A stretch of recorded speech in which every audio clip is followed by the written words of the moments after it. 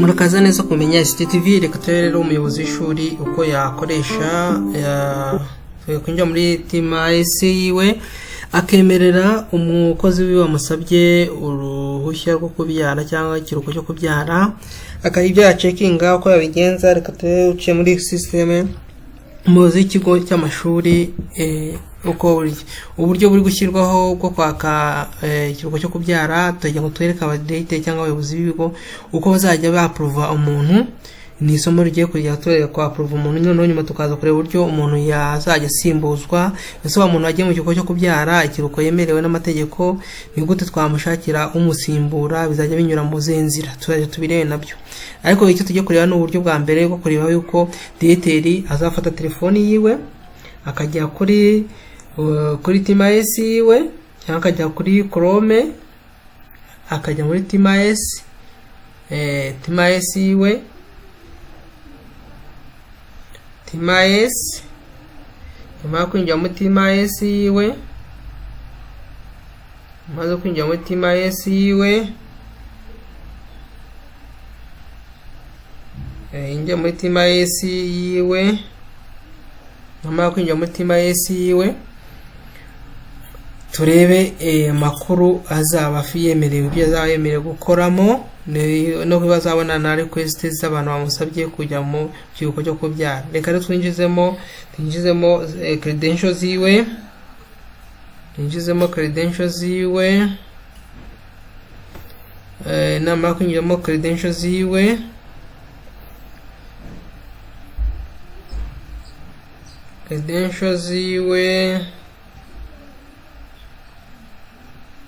ashyiramo username na password,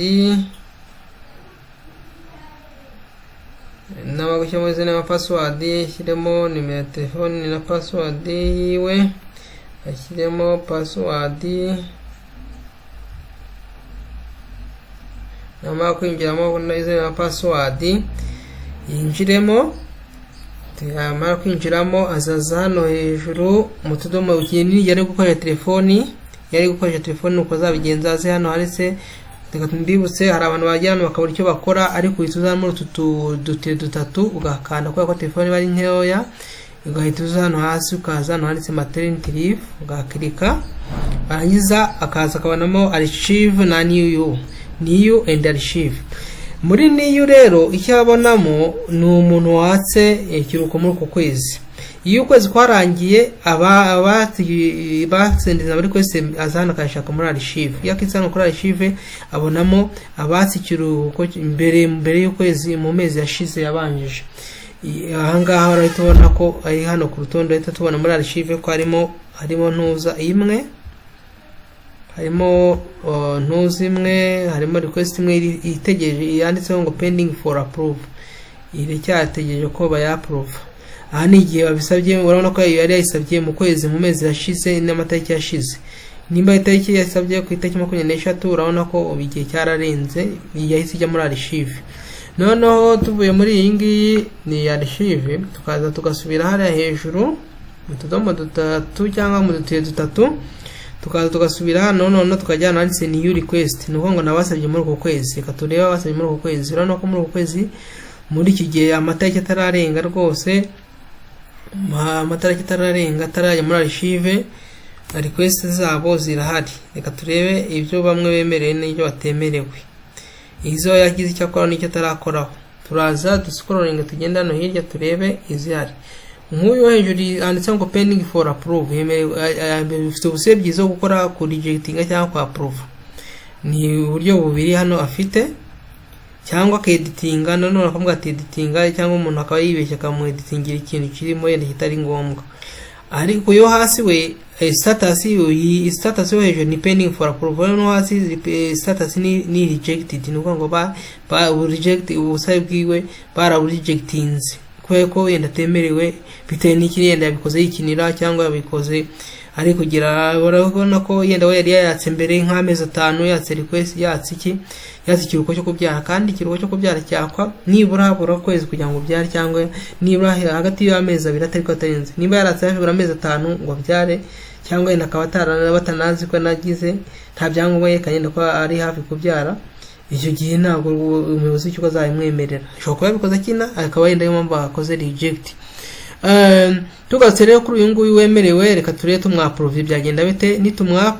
Umuyobozi w'ikigo namwaprove akamwemerera, azahita click kuri approve, imubwiye ngo urabyemeje ko ugiye kwa approve uyu muntu koko ari kujya mu kigo cyo kubyara. Tugiye ngo tuvuge ngo confirm.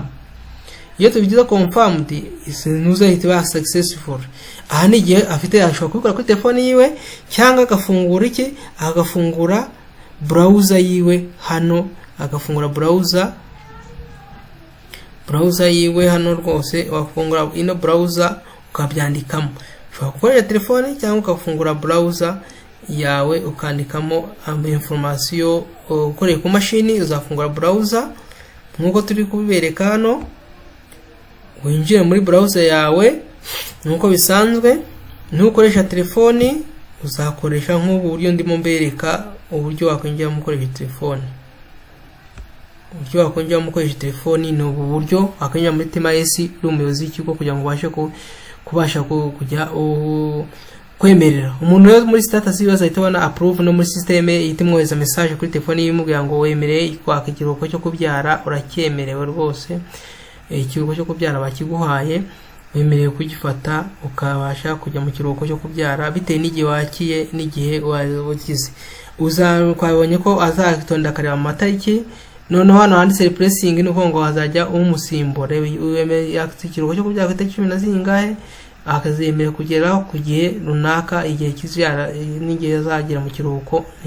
Bivuze ko hano igihe cyo kubyara aba yacyatse mbere ukwezi mbere yuko kugera, kugira ngo kuko nubona itariki 2 from date nigeze azatangiye ikiruhuko cyo kubyara, igihe kizarangira 2 date, none request on ni igihe yakoreye ubwo busabe.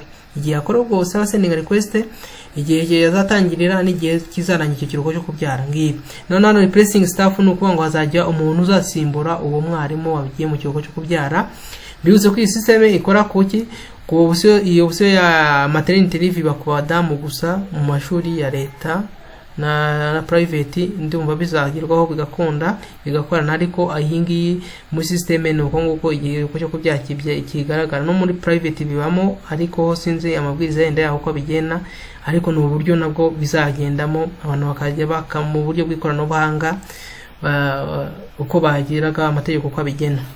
Nubwo buryo twari tureba ko umuyobozi w'ikigo azajya bayemereye guha umuntu ikiruhuko cyo kubyara cyangwa kohereza ubutumwa. Nk'ubu maze kubwa approve, umuyobozi w'ikigo amaze kubwa ko approvinga ino status y'uwo muntu, amaze ku approve cyangwa amaze kubyemeza, wa muntu yagiye muri system yiwe,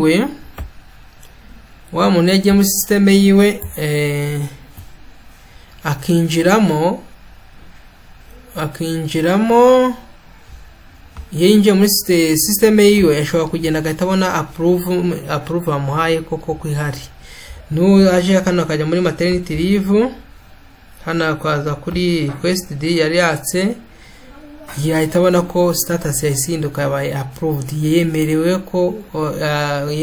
approved. Ubwo busabe rero bwahise bujya hehe? Ku karere. Ubwo ku karere, akarere nako gafite ibyo gakoraho, kakazashaka n'uburyo bukabona usimbura uno mwarimu. Turaje turebe ko uko ku karere uko bigenza kugira ngo bashe kubona amakuru yuko byagenze. Umuyobozi w'akarere ko cyangwa DDI ku karere icyo akorawe, wakora iki kuri ubusabe bw'uyu muntu, abona iki. Aha ni kwa turi ku rwego rw'ikigo, umuyobozi w'ikigo amwemerera n'icyo wasabye ubusabe asaba. Mbibutse yuko uyu muntu wasabye ubusabe ntabwo yemewe gusaba ubusabe akiri mu kiruhuko cyo kubyara ngo asabe bwinshi bwa kabiri. Afate hano nibeshye nongeye nsubiremo, ikata birasaba kubikora witonze, kuko nujya hano request urabiza n'amatariki, wandikemo comment, numara kwandikamo comment igendanye n'icyo ushaka, ukagikana barakubwira ngo already request. Turabona ko iki gihe nta kintu byamumarira, banabyemeje. Noneho we yagombye kuba yitondera kugira ngo atazibeshya agakora ikosa. Nubwo buryo twarimo tubirebamo, uburyo umuyobozi w'ikigo atanga approve umuntu ugiye mu kiruhuko cyo kubyara. Murakoze, murakarama, mukomeze mukubwa neza, mukora share, comment, like kuri Umenya ICT TV, tujyana umunsi ku munsi. Ciao ciao.